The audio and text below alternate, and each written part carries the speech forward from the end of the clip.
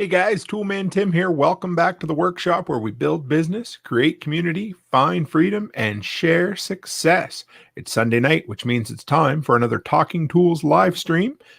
You guys know I always enjoy when you drop by. I love it when you come and hang out with me here in the workshop. And this week, I thought it would be interesting or fun to talk about emergency communications during power outages, disasters, that sort of thing. So let me tell you a little bit.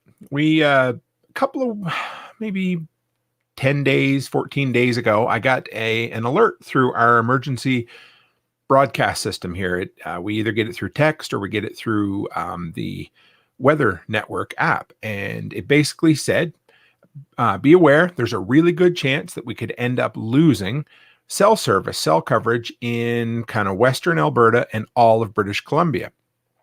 And that got me thinking, I don't really know.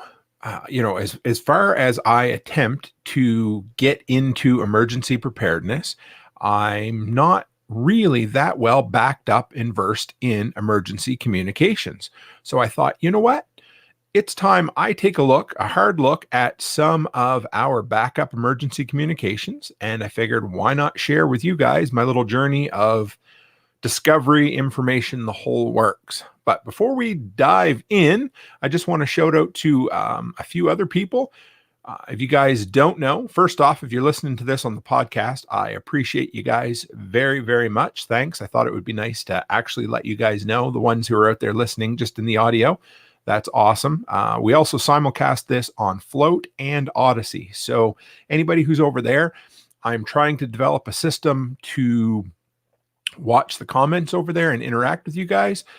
Haven't quite got all of the wrinkles ironed out yet, but as we do, you guys will become more and more of part of the platform. So I appreciate you guys watching over there as well. All right. So I got thinking, when we're dealing with emergency preparedness, disasters, power outages, the whole works, I kind of broke it down and I thought, you know what? There's really 4 levels of loss of communication.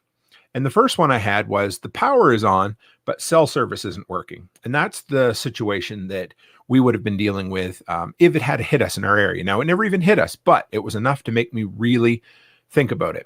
So, number one, if you're at home, it's pretty manageable. If you got a Wi-Fi signal and we'll deal with some of this down the road a little bit further on tonight. But if you have a Wi-Fi signal, you can make communications. You can call your family. You can send text messages, IMs, the whole work. So that's great. But if you're away from home and the cell service goes down, oh, hey, Klondike, how are you tonight? Nice to see you. So yeah, if you're away from home, that's where it becomes a bit more of an issue.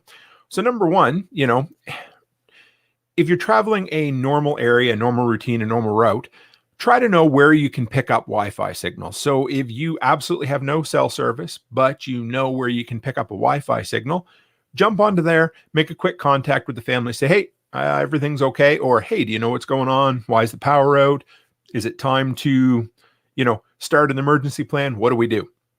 And then this might be a little bit weirder or different, but one of those relics that our kids don't even know what they are. But keep an eye out for payphones. I got thinking when I was putting this all together, keep a couple quarters or whatever. They probably cost $2 now, who knows? But anyway, if there are payphones in your area, that's always a way to check in with the family if you've completely lost your cell service. You could be anywhere. And I know payphones, they're pretty rare now. I took a quick search online earlier tonight, and there is online payphone directories for some of the bigger cities. There was nothing listed in my town, and the only one I could think of that used to be here was in one of our gas stations, which means it's only accessible while they're open.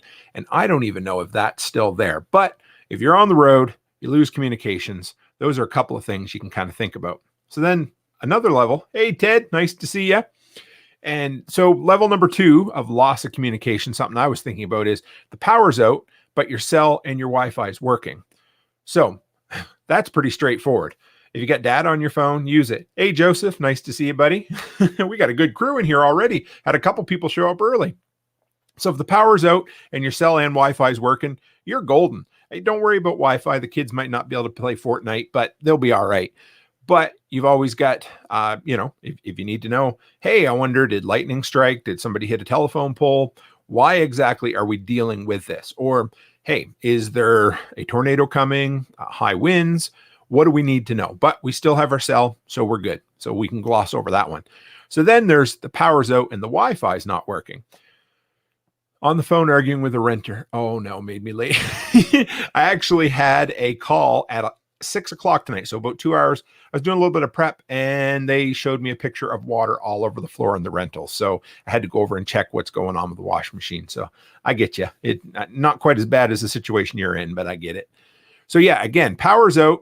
You get your cell service, but the Wi-Fi isn't working. Again, as long as you keep some data on your phone or you know where there's some Wi-Fi hotspots, that not a real huge deal. It's not a deal breaker. You've always got a way to get in communication with your family. So, but the one that I was really thinking about, of course, was so the power's out and we've got no Wi-Fi or cell service. So last winter, when we lost our power, one of the big things was the cell service was completely, I wouldn't say overrun, but everybody jumped on to the data because nobody thought they had any Wi-Fi. So I'm like, well, you know what? We're going to hook up the generator. I hooked up the Wi-Fi router, and it turned out that our local TELUS operation has backup power. And I had some of the best Wi-Fi connection you're ever going to find, simply because no one else thought to plug in their Wi-Fi router when the power was out. So sometimes just thinking a little bit outside the box can help us, and a lot of times this stuff, like, it's all about it being simple and easy.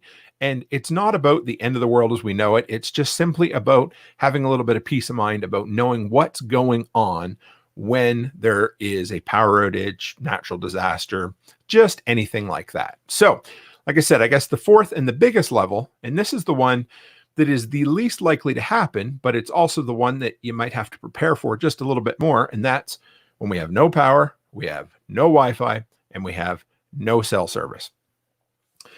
And this was something I got thinking about because, and I know this will date us all here, but landlines always used to be a big thing. And I used to, when we lived out in Nova Scotia about a decade ago, you had a hardwired landline, you were golden. I mean, 2 doors down, the lady there still had a damn rotary phone. So, but literally, it was, I used to watch those hacks online where you could tap into the low voltage power. I bet you could run a Wi-Fi router off. Oh, I know you could, Ted. And actually, so I'm going to go on a little tangent here. I had planned on doing a little short video. DeWalt has a new USB battery topper coming out. It's not going to be as good as a Milwaukee top off. However, it's going to have USB-C and 100-watt charging capabilities coming with it. And I think you could also run a Wi-Fi router off that, but you absolutely could. That's all you'd need. It absolutely would work. But yeah, so back landline. The big thing is, like, they were great, and you always knew, hey, if the power goes out, I can always call the power board and say, hey, what's going on? Because I have a landline and I know the issue. They'll say, well, your power will be restored in 1 to 3 decades. They always give you those kind of generic responses to let you know. But the problem is, and I remember hearing about this, you guys remember when Hurricane Sandy came through? I think that might have been like 2012, 2013. And it was the first I'd heard in the New York, New Jersey area. When they went in and got washed out, everybody was like, hey, we're going to use our landlines to contact for help. And it turned out they were SOL. They had no luck because their landlines weren't really landlines anymore. And I'm sure you guys have heard about this, but a lot of it was run off fiber optics and off internet. And as soon as the data and internet went down, they had very little or to no communications, couldn't call 911, the whole works. And of course, some of the cell towers got washed out and people were, they were nervous and scared. So if it's worth it, a feller can always look into getting an actual hardwired landline in their area. However, I think that is going the way of the dodo bird. It's getting harder and harder to find. In our area, all phone services run basically through I guess you'd call it the cable company at this point, or the data company. Everything's run through the data lines, and there is no such thing as a hardwired phone. I think some people may still be grandfathered in, but I don't think there's any available, any way to get one hooked up if you're new at all. So you guys know, simplest solution is the best. It's always something that I preach. And whatever the solution you're looking for, whether you need, because communication could be two-way communication or it could be one-way communication. We could be, hey, I just need to know what the hell's going on and what the hell I need to do. I don't need to talk to anybody. I just need to hear the information and know where to go. Or it could be, hey, I need to talk to my kid to let them know that there's a wildfire coming this way, or that we need to bug out and we need to go that way. So we need two-way communication. So I thought I'd go through and make a list of the simplest and cheapest to the most complicated backup communications we can have. And some of them are so dead simple that you might think, well, Tim, why did you even bother listing that? You're like, really? Did you have to talk about that? But for me, it's always been the same. Whenever it's a bad blizzard or a bad power outage, it's always, I'd really just like to know what's going on, or it would be nice to know what we need to do. Or, in a worst case scenario, I've got a small cadre of family in the area, and all of my adult kids live within a 5-minute, maybe a 15-minute walk, a 2-minute drive. They're all close. But my in-laws, who we're really close with as well, they live about 10 miles out of town. So communicating with them can be a bit of an issue, especially the year before we moved out here. There was a huge blizzard and completely blocked off all the highway, like to the point where they had to get a cat, like a D9 cat or something, to clear the highways.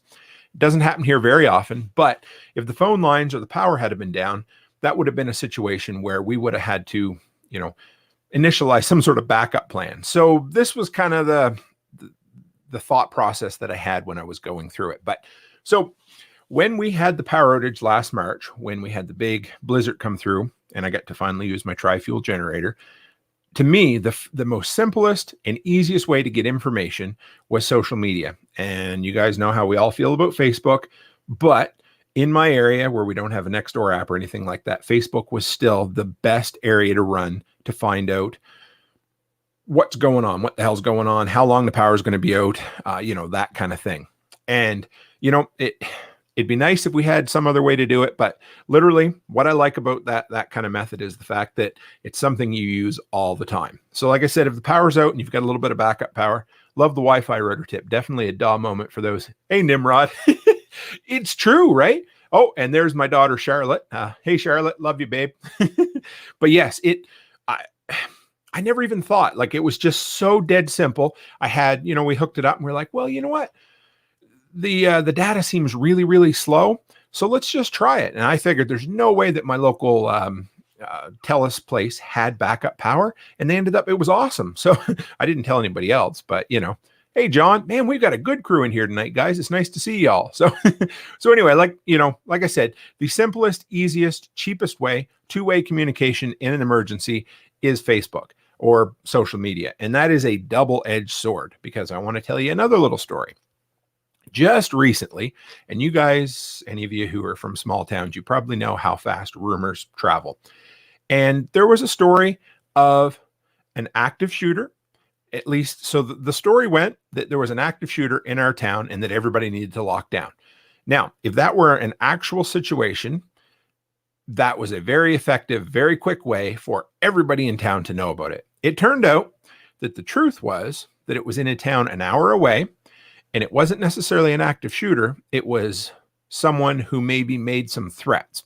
Now, the story got blown out of proportion, but that shows two things. Number one, it shows, of course, sometimes things can get blown out of proportion, but it also shows that local online community is the fastest way to get information. Hopefully reliable information, but information nonetheless. So to me, if you can make sure you have some sort of backup power to either have your Wi-Fi running in that instance, or, if you have data, social media is going to be the place. We had pictures, people posting pictures of roofs getting torn off, and, it let you know of some of the areas to, well, I mean, you shouldn't be out around at all, but I had to go out and clear snow for people. And it brought me abreast of some of the places that I shouldn't go. Power lines down here, that kind of stuff. So number one, Facebook, social media, the simplest, cheapest. And of course, all of these methods are things that we need to be comfortable with. And of course, social media is something most of us are already completely comfortable with. So that's the first one. Number two, and this is kind of the one way communication, and that is local radio. and, good old terrestrial radio. It's not something I listen to on much of an occasion, but in my town, as long as you're on the outside fringes, you can get about 3 radio stations. Now, whether or not they're going to be on the air when the power's out, that is yet to be determined, but I'm sure within a couple of hours, they'd figure something out. So again, it's going to tell you, hey, there's a reason why this power is out, and here is what we know. Or here's the reason why your natural gas is out. This is what we know. This is what we've been told. Hang in there for more details. Now, if it's a very widespread disaster in your area, a good tip I heard years ago was, of course, satellite radio, because you can be sitting right in the eye of the storm and you can be picking up. And I love my satellite radio. I mean, I listen to it for baseball. I listen to it for music, of course, but it's one of those things that can tell you, you can get on there and pick up a weather channel from way outside of your normal area. Yep. I'll mention a crank up radio. See, the old crank radio, I'm not calling you an old crank, Ted, just the radio itself, but they are good. I've got one of those as well, plus a radio that takes lots of batteries, and it works.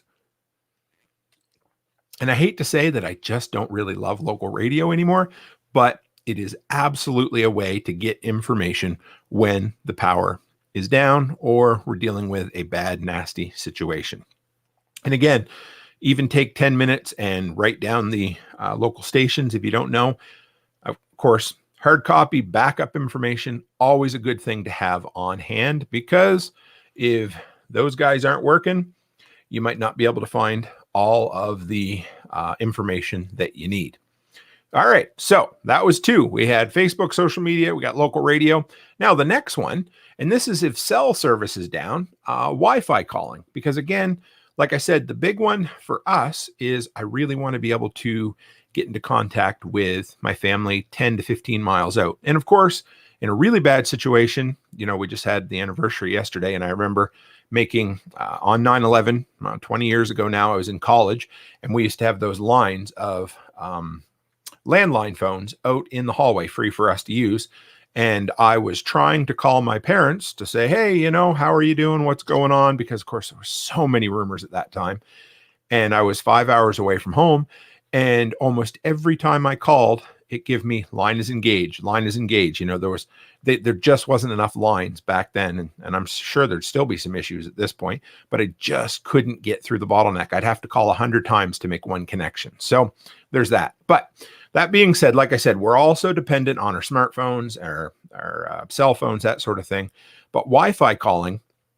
So if you have no data on your phone or something happened like that, but you can get a Wi-Fi hotspot somewhere, there is VoIP or voice over IP services that you can get plugged into your phone. And when I first got this emergency notice, I posted it, and a follower on MeWe brought up a service called VoIP.ms. Now, I did quite a bit of digging into it, and it's a pay-as-you-go app that you can install on your phone, or a service that basically allows you to make calls from a regular phone number using internet. So, of course, if your cell service is down, that's going to suck. But if you have Wi-Fi, you can still make phone calls to regular landlines from what would be considered a regular landline phone. So that's a good way to get information. However, to me, it seemed overly complicated, cumbersome, and it almost felt like trying to install Linux on a computer. It was just a lot to it. I'm sure there's other services that have simplified that kind of thing. But to me, it's there. I'm sure there's other ones you could pick up, but it was a little more complicated. And then the next one, of course, landline. We talked about that. Power, internet, cell, all down. If you can still get a hardwired landline, that is definitely, for what it would cost to have one just sitting in your home that you never use, it would probably be worth it if a feller could even get one in your area anymore. But the next one is one I really love. I don't know if any of you guys are on Zello, but it's an incredible kind of walkie-talkie app. I'm on the Survival Podcast group on there, and whenever I get a chance, I get in and talk. And it's really nice because, again, if there's a disaster, but you can get some Wi-Fi or a little bit, patchy service, you can get on there. You can leave, you can even set it up so that it's like an online voicemail service. So you can leave a voicemail for somebody or a voice message. And then when your family member happens to get somewhere where they have some service, then they can get in and they can read your message and say, okay, Tim's good. Olivia's good. The whole family's good. Now I'm going to leave my message and say, hey, we're good too. Now there's so little training on Zello. It's basically, you can install an app and log in. It's basically just like the old-fashioned walkie-talkies. You just push to talk and then sit and listen. So the big thing would be just setting up everyone in your family with the Zello app or something else like Zello. There's a ton of other apps out there, but I just really like that one. And to me, that is just an incredible way, an incredibly simple way. And that, to me, the simpler, the better. You know, the old keep it simple, stupid method, because again, in an emergency, we want to make sure that everyone knows what they're doing, and you want to make it as stress-free and as simple as you possibly can. And this is the kind of thing, like, we're not talking about an end of the world kind of scenario. We're just talking about, holy crap, something bad's happened. I have no cell service. I'd just like to check in with the family. And this would be a way to do it. I love Zello. So then something getting a little bit further out, and Charlotte's in here. She knows we tested these out, but we picked up a 3-pack of handheld radios. You know, there's the GMRS, the FMR, or the FRS. Anyway, there's a few different ones. And I really hoped, because, you know, they put on the package, 50-mile range. Hey, hey, Souls, how are you? And don't ever worry about being late. I'm always here talking. So, but yeah, so the next one we picked up, or we've been testing, are handheld radios. And they're, to me, I thought they'd be really good. They had a 50-mile radius or range on them, but what ended up happening, even here on the prairies where things were flat, if we could get 4 or 5 miles out of them, that was all we were going to get. Now, that being said, they'd be an incredible way for my family, because, you know, we have 3 adult kids who all live in a couple-mile radius. We could all kind of set up and have a simple GMRS or FRS. I hope I got those right. Love the old walkie-talkie. Yes, exactly, right? And of course, out here in the oil patch, a ton of guys use those. They're not even CB radios, which we'll talk about next, but just those, basically the handheld radios, and they work really good. And if you can get up on a high point, you can get pretty good range. But I was really hoping, again, to be able to communicate with my in-laws who are 10 miles away, and these ones wouldn't cut it. So we're going to find out. I got to keep exploring, because I really, really want an off-grid way that's simple. Smoke signals work too, yes, although sometimes smoke means fire and trouble and all that. But yeah, I definitely want an off-grid way that I can communicate with my family 10 miles out-ish. And that's really my goal in this area. But those didn't cut it.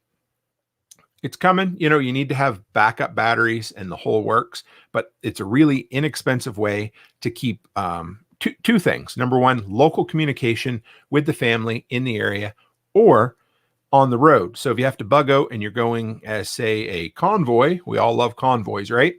Then you can end up, talking back and forth a couple of miles on the highway. So those are good. So then the next one, and this one came up from, I think I may have mentioned it or alluded to it last week, but this one might sound a little bit weird, but satellite phones, the old low Earth orbit satellites. So number one, we're getting off into some of the more esoteric, expensive, crazy kind of things. But that being said, the next iPhone 13 is being rumored to have low Earth orbit satellite phone technology. And if that is the case, how stinking incredible will that be? I mean, even if it costs you $20 to make a phone call, that $20 is absolutely worth the peace of mind. Now, right now, to go out and buy a satellite phone and put minutes on it and all that is prohibitively expensive. And to me, it's probably not worth it at all. But if they have it built into the next iPhone, and probably if that's the case, they'll be built into the Androids as well. To me, I think that is absolutely an incredible way that we can harness technology, and hopefully it's, safe and whatever, to be able to communicate. And as long as you can keep power in your phone and you didn't drop your phone, down a drain or submerge it in water and ruin it, you always have a way to communicate. I love it. I think it'll be great. And then if if you guys have been following, Elon Musk there and Tesla, they have started unveiling the Starlink internet. Satellite internet around here used to be good. It was really good for, sending and receiving information, kind of slow. But the new Starlink internet in our area has been put up for some beta testing. So there's a lot of people in Alberta who are actually signed up and using it. So then again, there you are. You've removed your communication platform from basically from the ground. So now all of a sudden you've taken it, you've brought it up, you've put it way up in the sky. So the only thing you need to take care of is yourself. So whatever that receiver is, make sure you have one and have backup power for it. So if you have that, oh man. So let's see. Souls, I'm going to bring this topic or your comment up here on the screen. An old crystalline base CB would still work and gives you an effective range of almost 50 miles. So you must be reading my mind, because my very next point is CB radios. So that, I think, I've actually picked up a couple of those. Whenever I do, they always seem to be those things that are left behind whenever we do bank repos. People leave and they always leave old radios and stuff behind. But I've picked up 3 or 4 CBs. It would be, I guess, the only thing I would basically need is to train them on it a little bit, make sure we're on the same frequency, and then they would need a small antenna, I believe. If that's all it would be, that would be probably the simplest and easiest way for me to do it. And, CB radios were always fun. You remember the old, was it the Convoy song, the country song where they always talked about it? But they ran in my family too. So my grandfather, of course, you guys know my last name's Cook. He had a CB back in the day, back in the 70s, the heyday. And his handle, of course, was Cookie Monster. And I always loved that. And my father-in-law, that's my wife's father, God rest his soul. He was a butcher, or he did a lot of things, but his handle was Meat Cutter. So, on top of that, we always got to come up with some really funny handles. But yeah, that would be, I think you're probably right. And I think maybe I'll have to test that, because my brother-in-law could definitely keep the gear out in the garage. You need an antenna because it isn't digital and the police can no longer listen in. Oh, I like that too. And Soul, since you seem to know a bit about this, what do you know basically what kind of antenna? Is it a big antenna, small antenna? I'm going to do some digging into this afterwards, but I love hearing this kind of stuff from other people, because CB is one of the things I've never really touched on, but I know it seems pretty simple and easy to use. So it'd definitely be an area. If we can get 50 miles out of it. And as the crow flies, it is pretty flat. We just couldn't get it. Of course, those handheld radios, I guess if they made them with removable antennas so you could extend the antenna, that would be an incredible way to be able to talk further. But I guess that has something to do with all the different regulations and that sort of stuff. And then of course, CB radio is great, and I would love to look into it. And then the absolute worst, shit hits the fan, nothing else works, of course, is our good old ham radio. And I do have my ham radio license. I worked really hard on that a few years ago. Managed to get my basic, which is just basically, 2-meter local repeaters and that kind of stuff. And then I haven't done much with it other than buy a bunch of gear that I haven't really used a whole lot. I've got a local 2-meter one that I used to have an antenna at the old house. They work really well. But to me, man, if you're going to invest the time, the money into having a ham radio simply because you think you might need it one day, that's okay. But if it's a hobby and that's something you really want to do, great, go for it. But to me, again, you need to take the course, the time, you need to get a license, you need an antenna, you need a radio, you need a backup power source, and then you need all of that on the other end, and you need to be able to connect together and be able to chat with each other. So I think ham radio might be really good for information gathering, but not as good for communicating locally. But anyway, that's just my thoughts on that, and I'm sure someone else will get after me for it. So Tools with Souls here says, depends on the range you need. For what you're talking about, you won't need a big one. If you have a base station, you could run it off an old TV antenna and hit a really long range. And you know what's cool is just about every house in this area has old TV antennas. So that might be a way to look at it. But yeah, to me, that would absolutely be a way. And yeah, I used to have a Cobra CB when I was younger, just to know where the speed traps were. Yeah, now Google Maps does that for you. Or a 4 to 5 foot antenna can get you about 25 miles. That right there, souls, I think that'll be the way to go. I gotta, yeah, that'll be. See, this is what I love. You guys can help me plan as well. But honestly, like, it, it's nice to have mobile communications and that sort of thing. But I absolutely would love to be able to just, reach out and chat with my family, just to say, okay, are we coming out to you, or are you guys coming into us? Because that is the main thing is, okay, which way are we going? Because we're all going to be going as a family. We all have kids. And so, yeah, that's the important part, is being able to communicate, being able to work together and figure out what the plan is. And if data and cell phones and internet and power are all down, then what's a fella going to need? A CB radio. And I don't know why I never even thought about it, but you know what? That's the route I'm going to take. So see, I'm glad you relate, souls. That's a huge help for me. So thank you. 4 or 5. Yeah, we'll put that one up there too. So yeah, to me, that's the biggest thing, is getting buy-in from the rest of your family, training everybody, and making sure everybody knows what the plan is. And that's putting things on paper, making hard copies of things, making a hard copy of all of your contact numbers, things to the power company, the gas company, all of that. Like that's hugely important. But I had a few other bullet points here of things, again, that are just important. And number one is, whatever your backup plan for communication is, you can have all the gear in the world, and if you don't know how to use it, you might as well not even have it. The guy asked me, I got interviewed on the Atlantis Gazette on Instagram Live yesterday. And somebody asked, what is the most often overlooked prep? And I said, I think it's probably fuel, because people spend a lot of time and a lot of money buying all the gear, but they rarely keep a lot of fuel on hand, and in this instance, fuel would be knowing how to use the damn stuff.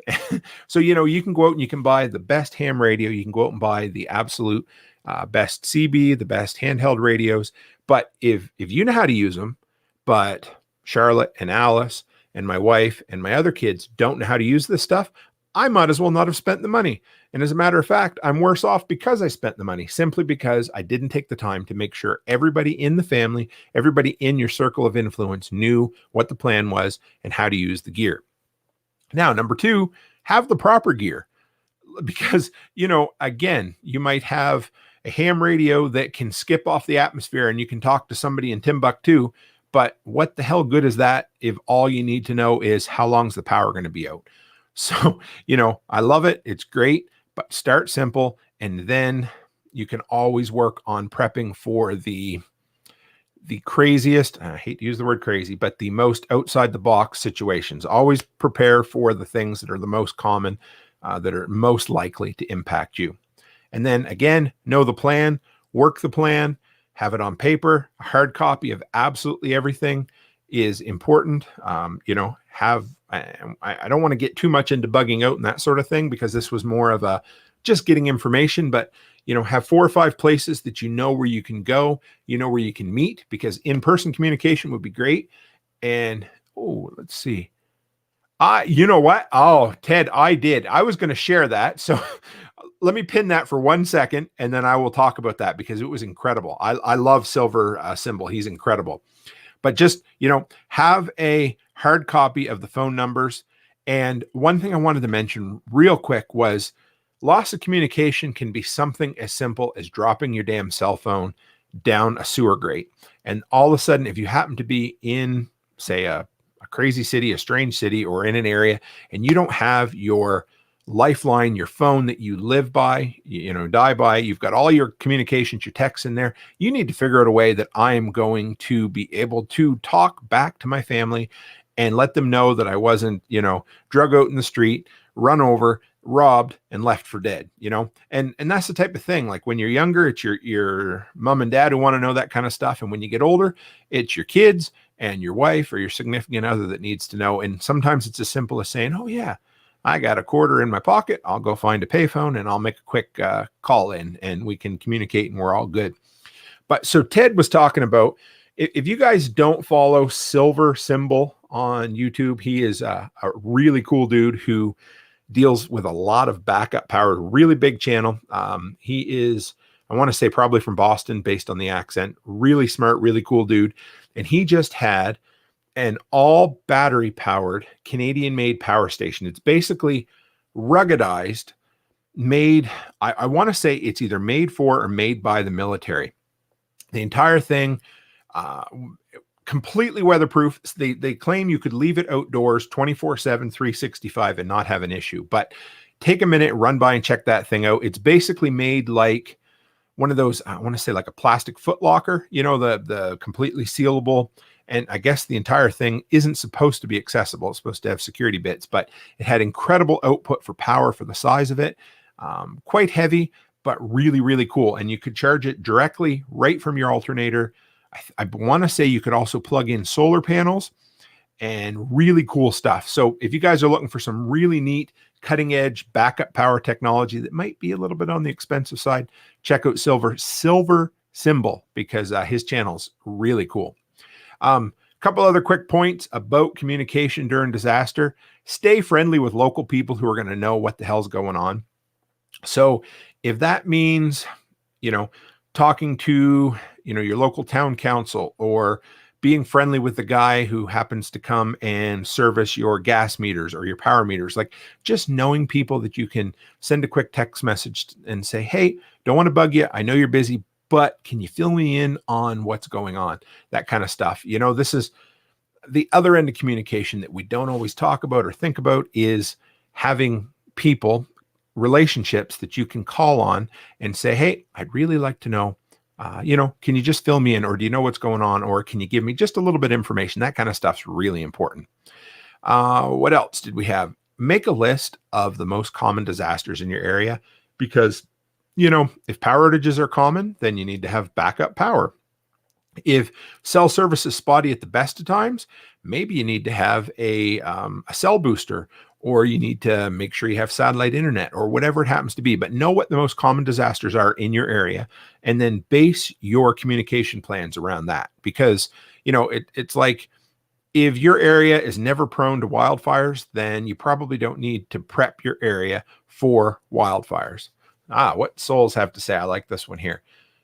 If you invest in your local community, those people will get to know you. Absolutely. And that's, you know, entrepreneurship's really good with that.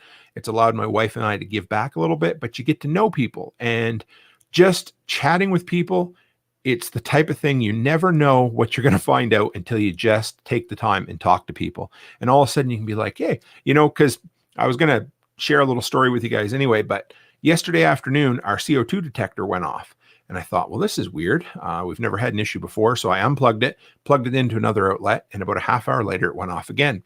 Got a little bit nervous. So I called the local gas company, and she said, you know, anybody sick or any symptoms? No, we seem fine. So she said, we're going to send somebody out anyway to test your CO2 levels, make sure everything's okay. In the meantime, she said, take the tester outdoors, plug it into an exterior outlet with fresh air around, and basically just see. And anyway, it ended up going off out there as well. It ended up that my stupid little CO2 detector beeps the same way when it's at the end of its life as it does when it's detecting CO2. However, that being said, the guy came, and I had about a half an hour to chat with the local natural gas guy. You know, we talked about a few different things, but I kind of asked him about the infrastructure of our local gas, you know, how hardened it was, how often we have power or gas outages in our area. And basically I asked him, you know, if there was a great big hole in one of the main lines, would we still have gas pressure and some gas? And he said, absolutely you would. So it was really good. You know, use that time to shoot the shit with people. And Chicken Hawk says, I need to start going to the local hardware store first instead of Lowe's. And that is absolutely local relationships are incredible. And, you know, yesterday I got a notification on Facebook. Somebody was looking for a property manager, and it ended up being an hour out of town. But one of the ladies that works at the local hardware store tagged me in that, because I'm in there. I chat with them. We have a really good relationship. And the fact is, they thought of me when it came up. So that is, yes. And Ted, you are absolutely correct. I worked at a hardware store for the better part of a decade. And There is nowhere in the world. I used to love that, like 6:30 to 7:30 in the morning when the contractors would come in and you just sit around and shoot the shit and you would find out more about what was going on, what people were interested in, and what people knew about, basically by standing around and just chatting with people. And that's important. Sorry, guys. But yeah, so having local contacts with people is one of the best ways to get information and communication in an emergency. So to me, that, yeah, like and Chicken Hawk, I love that. Like there's something about going to the local hardware store. You know, up here, we also have a thing called Tim Hortons, for any of you guys who are familiar with it. I think it got bought by Burger King now, but in my town, we don't have one. But in most towns in Canada, that seems to be the unofficial watering hole. And it's a really good place to go if you want to find out who got divorced from whom. But it's also a good place to find out, you know, new projects that are getting built, possibly why, why the power may have went out, or what we're dealing with. But absolutely getting involved with local community groups, people who know that kind of stuff, are absolutely, yes, they do have pretty good coffee, I have to say. But also, one other thing I guess I never really mentioned was being involved in, say, the local emergency measures groups, that sort of thing. Like, I'm not a huge fan of government, but if I had to choose a level of government to be involved in, it would definitely be the local level, simply because you can affect the most change. And, sometimes that's the best way to get involved. And so if you're on the emergency measures group, you're going to be able to make sure your town's prepared. When we had the power outage, it turned out that our local hospital didn't have a ton of backup power, which I thought was kind of an issue. But, it's nice to know that kind of stuff. And for people like us who are worried about preparations and making sure that we're prepared for bad situations, then, being involved in those communities, you might inadvertently save lives simply because you made a suggestion at a committee meeting. And I can tell you, I don't love committees, but sometimes that kind of thing is absolutely worth taking the time and investing in those relationships. What else? Oh, and another quick thing, and I don't think this is completely an urban myth or an urban legend, but text messages obviously can go through easier than phone calls. And I did a little digging on it, and it seems like that still is the case. It always was.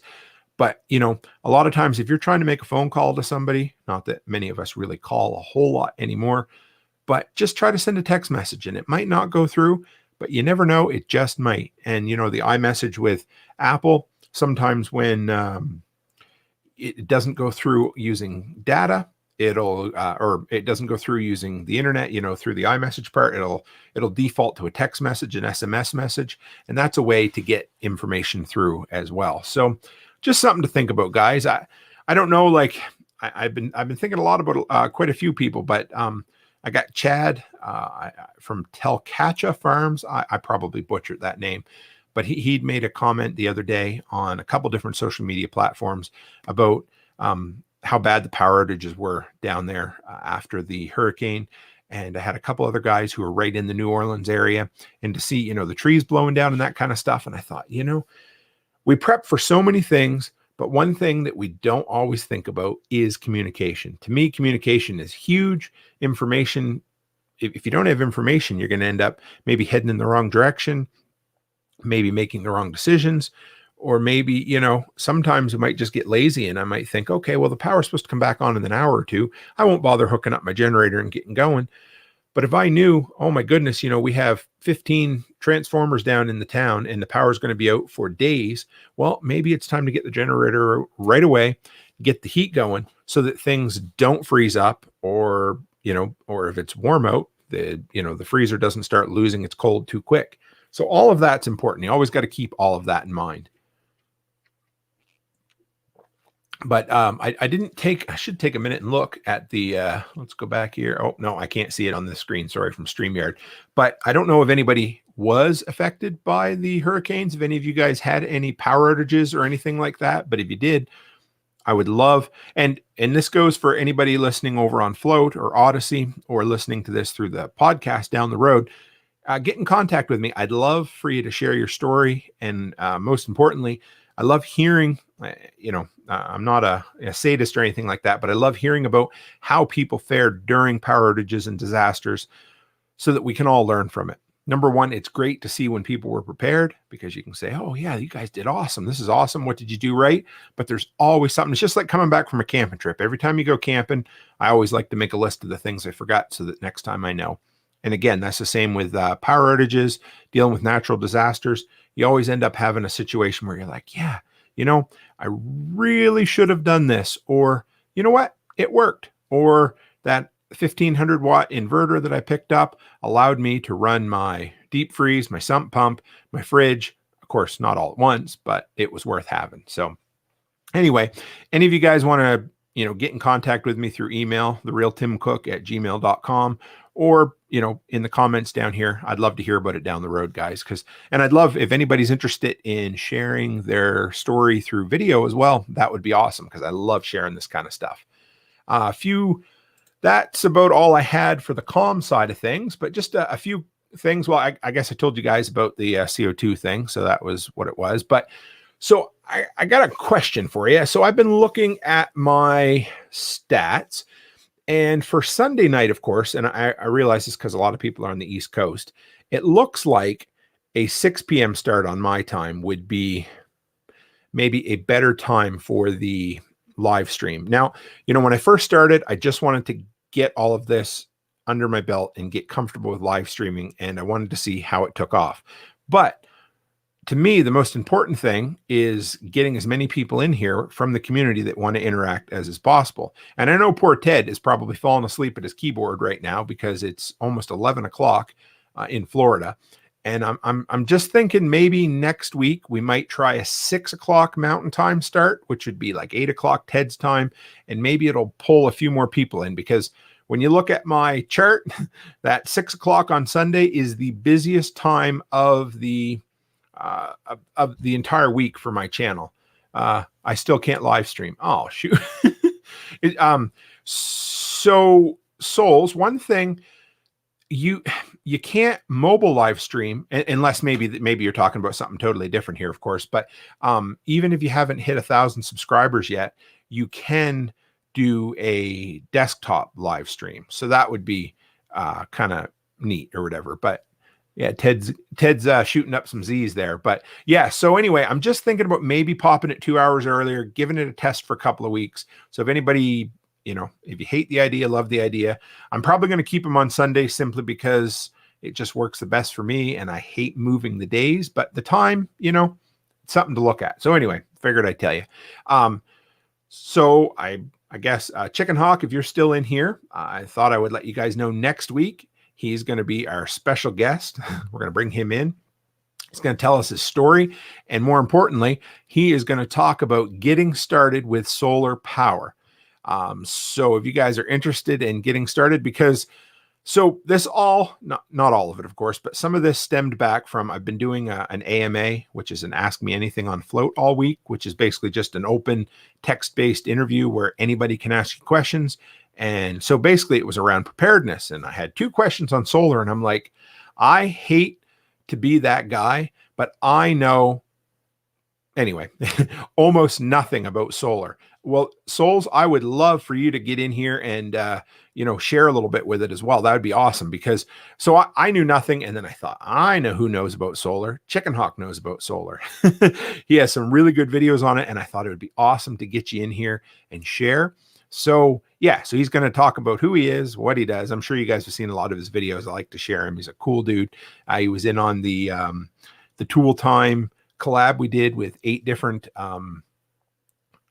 content creators earlier this year. And Souls, will have to get you in on that when we do another one this year. I love doing it. Maybe around the new year, I'd like to do that. So yeah, and I talked about the AMA from Float this week. That was a lot of fun. I really enjoyed it. They even, which was really quite an honor, they spotlighted me as the content creator, small business person of the week on Float. And if you guys aren't on Float, it is absolutely my favorite social media platform. And I know everybody's like, I don't need another social media platform. And I get it. It's okay. So Soul says, I'm setting up a solar farm. I do electric work for the National Guard. Oh, well, you know what? I will have to get you on, and I'd love to get you on anyway at any point, but we'll do so eventually what I want to do is get into doing multiple interviews, like interviews with 3 or 4 people at a time. Haven't done it yet. I'd like to get a couple of more individual interviews under my belt, but Souls, we'll have to get you on and talk about all that. The thing is, there's so many interesting people in our community, and I love hearing from all of you. And I have ideas right up the wazoo in my phone of all kinds of people and different things I'd love to talk about. So if anybody out there is an expert on anything, and I use the term expert lightly because we're all expert, but if you're an expert on something you think you'd love to share, let me know, because I'd love to get you into here. And honestly, if I could get into doing an interview every 2 weeks as opposed to like once a month, it would be awesome. And Joseph's got to get back on too. He always has lots to share, and him and I talk like there's no tomorrow. And eventually, like I said, I'd love to get into doing 3 or 4 or 5 of us all on the screen at once. I think it'd be a lot of fun. It'd bring in a bunch of different communities, and grow all of our channels and just allow us to share with everybody. So that would be a lot of fun. I think I mentioned it, but I had an interview with Atlantis Weekly. You can check it out on Instagram live stream on his reels. I posted in the social, but I also got his permission to use the audio for, John says, sounds great. I hope I can make the earlier time. Yeah. So I know that's the worst, right? You move the time around and you're not sure if it's going to work for everybody. We'll test it out. And if you can't, you know what? It's nothing for me to slide back to say 7 o'clock, split the difference, or go back to my 8 o'clock mountain time as well. And I don't want to screw everybody up and get everybody all frigged up with the time changes and stuff, but I just want to maybe experiment just a little bit to see what works best for everybody. But yeah, so the interview with the Atlantis Weekly, it was about a half hour long, and the audio is going to be in this week's weekly workshop podcast. So if you want to hear it that way, you can always download it in whatever podcatcher you use, but there'll be links. I'll post it anyway. And like I said, guys, I'd love if anybody has any stories, even in the past, of crazy power outages.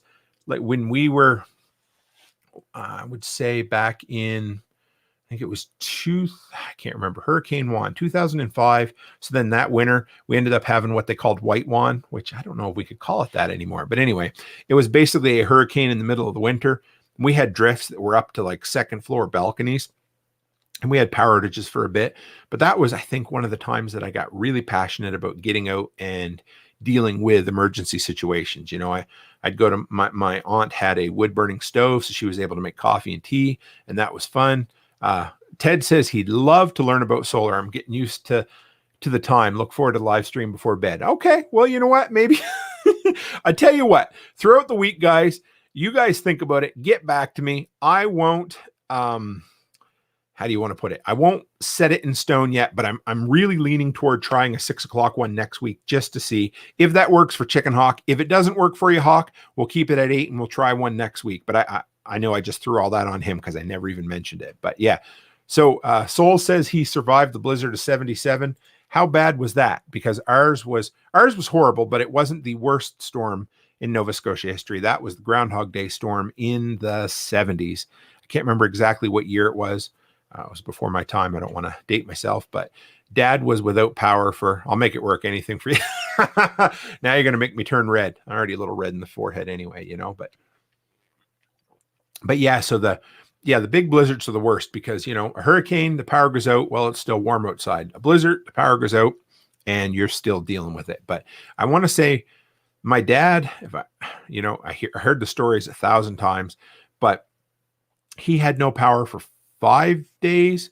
And if he'd have been a little further down Digby Neck where we grew up, which is just basically a long, very skinny strip of land where people live just at the bottom tip of Nova Scotia.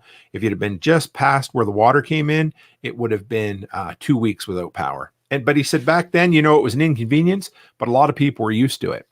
So let's see what we got here. So Ted remembers a blizzard of 77. Myself couldn't even get out of the house.